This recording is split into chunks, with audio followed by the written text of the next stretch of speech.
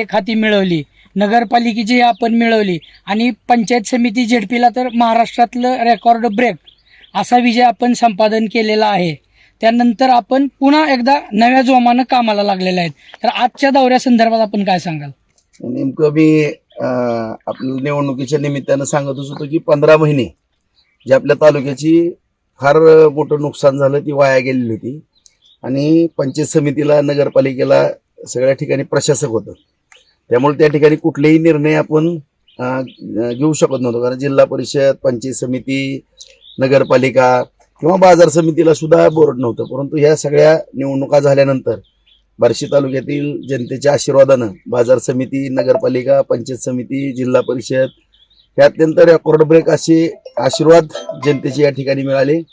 आम्हीही लगेच आपल्या सगळ्यालाच माहिती आहे की दुसऱ्याच दिवशीपासून कामाला या ठिकाणी सुरुवात केली. आणि जो आपला प्रमुख कळीचा मुद्दा आहे की सगळ्या आपल्या सातत्यानं शेतकऱ्यांना मनामध्ये एक शेतकरी बांधव आपला आस लावून बसलेला आहे की मला पाणी मिळालं पाहिजे उपसा सिंचन योजनेचं. आणि पूर्ण आता उपळाई वगैरे भागामध्ये मिळत आहे, परंतु असं मोठ्या प्रमाणामध्ये ते पाणी मिळत नाही सगळीकडे.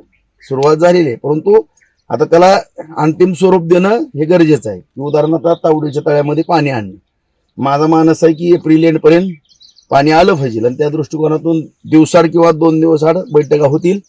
सगळ्या अधिकाऱ्यांना, कॉन्ट्रॅक्टरला कडक सूचना दिलेल्या आहेत.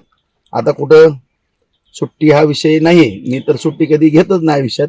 शनिवार रविवार पण सुट्टी नसते आणि कोणाला सुट्टी पण घेऊन देणार नाही. जलद गतीनं सगळी यंत्रणा सक्षम करून पाठपुरावा करून मग ज्या ज्या अडचणी आहेत त्यांना, आता काही या अधिकाऱ्यांनी मला सांगितलं जलसंपदाच्या हे नगरपालिकेच्या काही हद्दीतल्या पुलाच्या अडचणी असतील किंवा जिल्हा परिषदच्या माध्यमातून असतील किंवा काही PWDच्या माध्यमातून करण्याचं, काही MSCBतनं काही लाईन शिफ्टिंगचे विषय आहेत, DP शिफ्टिंगचे, हे सगळेच विषय तातडीनं सोडवले जातील आणि कुठली अडचण राहणार नाही. फास्ट एकदम जलद गतीनं जो स्पीड एकदम 15 महिने स्पीड थांबला होता तो परत एकदा बुलेट ट्रेन सारखा पळणार का? बुलेट ट्रेनचा स्पीड असेल. आता त्या शेतात पाणी जाणार, तळ्यात पाणी पडणार आहे. तळ्यात आलं की ऑटोमॅटिकली पुढं इथून सेलगाववरून सौंदर्यावरून दडशिंगे कवे इथपर्यंत पाणी जाणार. पलीकडून आपण कोरपाळ्यातनं ती लाईन टाकली की तिकडल्या बाजूनं ते पाणी आता सुरू होत आहे. तो पण दौरा करणार आहे मी पुढच्या 4-5 दिवसात. आता थांबणे नाही. काही पाझर तलावाचं साठवण मध्ये बी रूपांतर केलेलं आहे, तर त्या संदर्भात आज आपण काय पाहणी केली का? आताच आपण पाहिलं की जामगावचं सुद्धा पूर्वीचं चित्र तुम्ही समक्ष पाहिलेलं आहे की कशी परिस्थिती होती.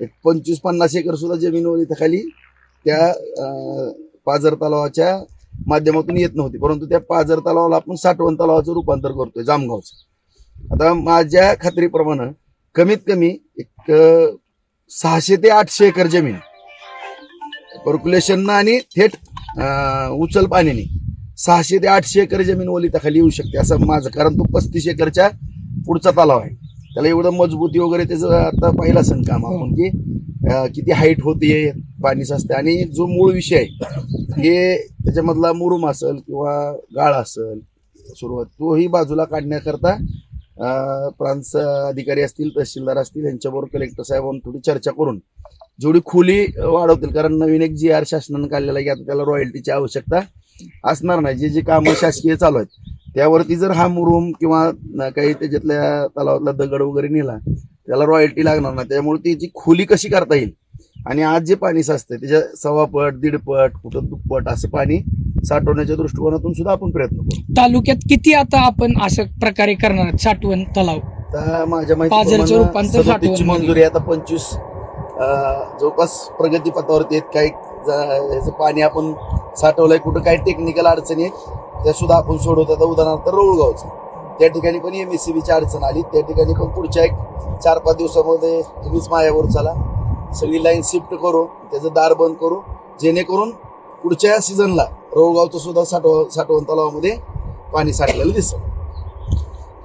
एकर जमीन भिजणार आहे. मूळ 12,550 हेक्टर आपली या उपसा सिंचन योजनेच्या अंतर्गत लवादाने आपल्याला मान्यता दिलेली आहे. आणि 2450 हेक्टर माड्यातली 6 गाव आहेत.